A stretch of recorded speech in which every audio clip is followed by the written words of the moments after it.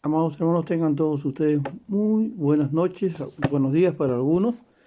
Quisiera presentarles en esta oportunidad uno de los pasajes más hermosos que escribió el apóstol Pablo unas semanas antes de partir a la presencia de Dios. Segunda Timoteo capítulo 2. Verso número 1 dice: Tú pues, hijo mío, esfuérzate en la gracia que es en Cristo Jesús. Lo que has oído de mí ante muchos testigos, esto encarga a hombres fieles que sean idóneos para enseñar también a otros. Tú pues sufre penalidades como buen soldado de Jesucristo. Ninguno que milita se enreda en los negocios de la vida a fin de agradar a aquel que lo tomó por soldado. Y también el que lucha como atleta no es coronado sino lucha legítimamente. El labrador, para participar de los frutos, debe trabajar primero. Considera lo que digo y el Señor te dé entendimiento en todo. Este es un pasaje tan hermoso, hermanos. Vamos a ir viéndolo versículo por versículo. El primer verso dice: Tú pues, hijo mío, esfuérzate en la gracia que es en Cristo Jesús. La pronunciación de tú pues es como es tiempo de que despierte, y lo repite dos veces, ¿no? En el verso 3 también, tú pues se menciona nuevamente, que es una llamada de atención a despertar, allá a dejarse de pensar que somos jovencitos, niños, y que tenemos que aprender a vivir como hombres maduros en la fe.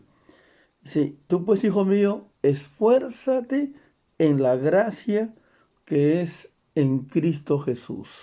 Estuve compartiendo este mensaje hace poco y hice una pregunta a los hermanos. ¿Cuántas clases de gracia hay? Supuestamente aquí no está hablando de la gracia que es para salvación. La, perdón, la gracia tiene distintas formas de manifestarse y una de ellas es la gracia para salvación. Pero aquí no está hablando Pablo a Timoteo de salvación, le está hablando de una gracia que más que todo es una provisión a favor de él. Esfuérzate en esa gracia que Dios te ha provisto para bendición, ¿no? Que es en Cristo Jesús.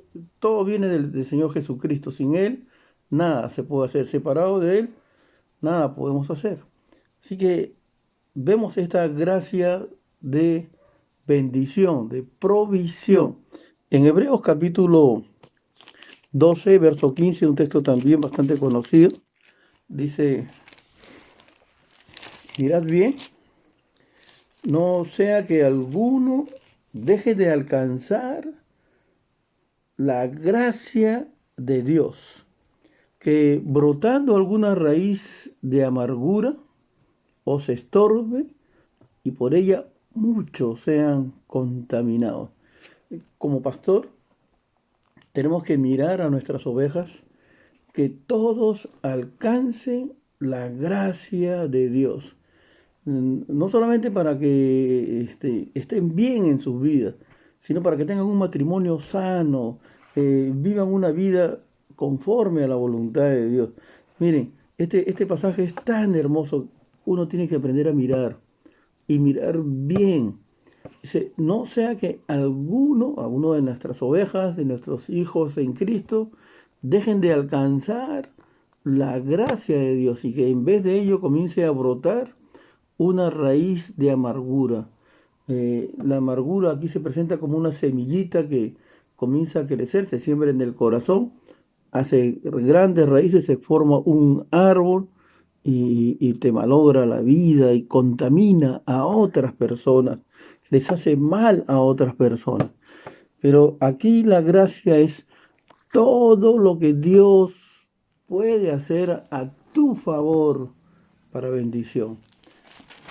En el libro de 2 de Corintios, capítulo 12, vamos a leer primero 1 Corintios 15, 1 Corintios 15, el verso número 10. Dice el apóstol Pablo: pero por la gracia de Dios soy lo que soy, y su gracia no ha sido en vano para conmigo.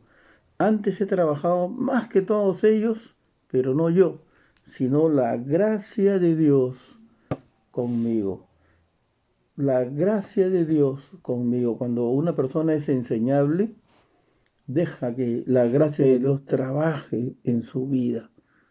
Esta clase de gracia es una bendición para nosotros, porque nos ayuda, nos bendice, nos pone a trabajar para la gloria de Dios. El apóstol dice: pero por la gracia de Dios, no es que yo sea algo por mí mismo, es por la gracia de Dios, soy lo que soy, y su gracia no ha sido en vano para conmigo. Permite que la gracia de Dios trabaje constantemente en tu vida. Y también en 2 de Corintios capítulo 12, el apóstol Pablo habla de otra clase de gracia. En el verso 7 dice: y para que la grandeza de las revelaciones no me exaltase desmedidamente, me fue dado un mensaje, un aguijón en mi carne, un mensajero de Satanás que me abofetee, para que no me enaltezca sobremanera, respecto a lo cual 3 veces he rogado al Señor que lo quite de mí. Y me ha dicho: bástate mi gracia, porque mi poder se perfecciona en la debilidad. Por tanto, de buena gana me gloriaré más bien en mis debilidades, para que repose sobre mí el poder de Cristo. Aquí la gracia de Dios se transforma en poder. Un cristiano sin poder es una persona pusilánime, débil. Dios no nos ha dado un espíritu de cobardía, sino de poder, de amor, de dominio propio. Jesucristo dijo: erráis ignorando las escrituras y el poder de Dios. Necesitamos ese poder. ¿Y cómo viene ese poder? Pues por la gracia de Dios. Mi poder se perfecciona en la debilidad. Dice: por tanto, de buena gana me gloriaré más bien en mis debilidades, para que repose sobre mí el poder de Cristo. Por lo cual, por amor a Cristo, me gozo en las debilidades, en afrentas, en necesidades, en persecuciones, en angustias, porque cuando soy débil, entonces soy fuerte. Viene el poder y la fuerza de Dios en nuestras vidas, para bendición, para que salgamos adelante. Transforma tus debilidades en el poder de Dios, para que repose sobre ti el poder de Cristo. Y regresando nuevamente al pasaje, 2 Timoteo capítulo 2, el segundo versículo dice: lo que has oído de mí ante muchos testigos, esto encarga a hombres fieles que sean idóneos para enseñar también a otros. ¿Qué le había encargado el apóstol Pablo a Timoteo? Que busque hombres fieles e idóneos. Muchas personas tienen el don, pero no tienen la fidelidad de parte de Cristo. Y ahí el problema tan grande de muchas iglesias y hermanos en Cristo, porque tienen el don y a veces se envanecen con el don. Creen que el don que Dios les ha dado es para su uso personal o para su propio beneficio, y es para beneficio de la iglesia, no para el propio beneficio. Verso 3 dice: tú pues sufre penalidades como buen soldado de Jesucristo. ¿Qué cosa es una penalidad? Una penalidad es una situación contraria o poco favorable, un sufrimiento, sufre esas penalidades, esas carencias, sufre. En la vida cristiana también hay una parte militar que uno tiene que obedecer las leyes, las reglas que vienen de parte de Dios. Dice, como un buen soldado de Jesucristo, ninguno que milita se enreda en los negocios de la vida a fin de agradar a aquel que lo tomó por soldado. No te enredes, puedes trabajar, puedes ocuparte para ayudar a tu familia, pero recuerda que tu principal trabajo es servir a Dios. Y así como Pablo hacía carpas, pero eso no era un fin, no era su propósito, solamente era una forma de recursearse y generar algo para sus gastos, pero nada más. No era su trabajo verdadero. Nuestro verdadero trabajo es servir a Dios, ser que buenos cristianos. Y no te debes enredar a tal punto que dejes de acordarte que eres un soldado de Jesucristo. Y el verso 5 dice, y también el que lucha como atleta, un atleta se prepara, en ese tiempo se preparaba tremendamente para una sola carrera, de todo un año, una carrera. Buenos alimentos, se acostaba temprano, tenía sus restricciones, su buena alimentación, esforzarse tremendamente, tener un montón de sacrificios para ganar. Pero fíjate, dice, y también el que lucha como atleta no es coronado, es decir, no va a subir al podio si no lucha legítimamente, si no hace trampas. ¿No? Un atleta ahora hoy día se sube al podio, se da el lujo de que lo aplaudan y todo, y después le sacan que se ha dopado y no le interesa, ya se tomó la foto, como te dicen. La sinvergüencería es así muchas veces. Pero acá no, antes de eso le avisaban a ver si estaba dopado y todo para que no suba, pues no participe ni siquiera de la carrera. Y después dice, el labrador para participar de los frutos debe trabajar primero. Un labrador es una persona que no solamente siembra.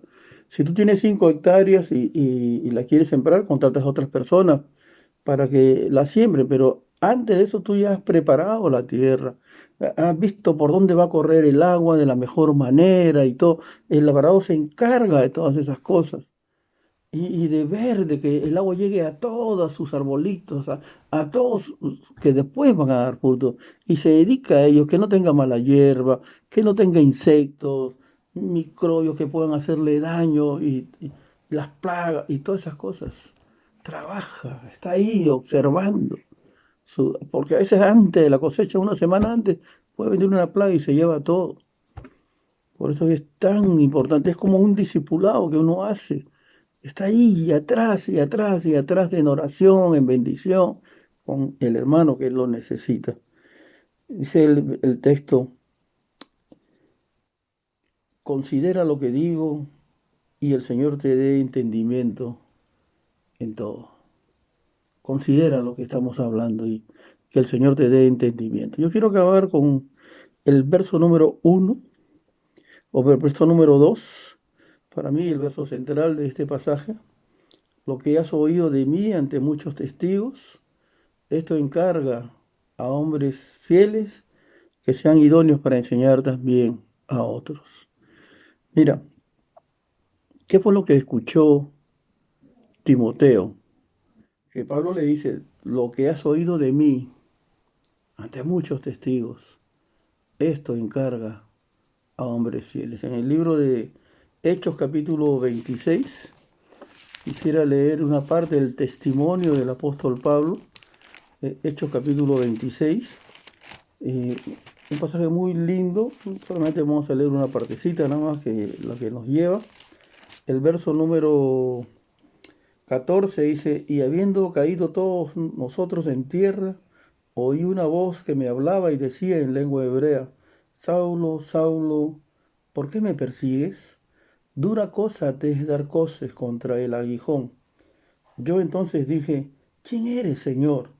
Y el Señor dijo, yo soy Jesús a quien tú persigues. Pero levántate y ponte sobre tus pies, porque para esto he aparecido a ti, para ponerte por ministro y testigo de las cosas que has visto y de aquellas en que me apareceré a ti, librándote de tu pueblo y de los gentiles a quienes ahora te envío, para que abra sus ojos, para que se conviertan de las tinieblas a la luz y de la potestad de Satanás a Dios, para que reciban por la fe que es en mí perdón de pecados y herencia entre los santificados. Qué hermoso testimonio y qué hermoso encargo que le da el Señor Jesucristo, que tenía que pasar hasta Timoteo y de ahí a otros hombres fieles y que ha venido hasta nosotros. Y que ese encargo es buscar hombres con la misma necesidad. Ay de mí si no predico el Evangelio, si no les enseño lo que Dios me enseñó a mí. Perdón de pecados, abrir ojos, es el trabajo del siervo de Dios. Busca a esos hombres fieles. Dios está buscando a esos hombres fieles para tocarlos, para traerlos hacia Él y para que ellos sigan predicando este maravilloso testimonio del Evangelio, del poder del Señor Jesucristo. Que Dios te bendiga y que Dios en su misericordia te llame y te use para su gloria y para su honra. Muchísimas gracias. Buenas noches.